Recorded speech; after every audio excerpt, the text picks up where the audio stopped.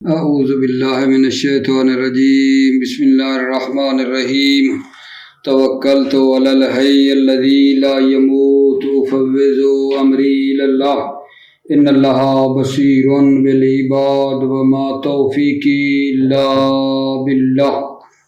مولا امیر المومنین حضرت علی علیہ السلام فرماتے ہیں، بسم اللہ الرحمن الرحیم، من کثر احسانہ احبہ اخوانہ، جو شخص بھی نیکی اور احسان زیادہ کرے گا اسے اس کے بھائی دوست رکھیں گے۔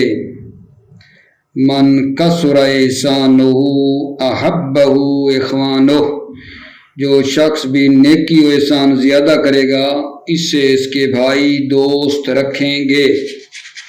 کتنی عظیم و شان حدیث ہے، اور پھر اگلی حدیث میں بھی سنیں، یہ بھی بہت بڑا درس ہے۔ فرماتے ہیں مولا، علیکا بالتواضع، آپ پر ہے تواضع، منکسر مزاج رہیے، بہت تواضع رہیے۔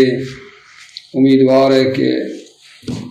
کرتا ہوں کہ اللہ تعالی ہمیں اس پر عمل کرنے کی عزیز و توفیق عطا فرمائے۔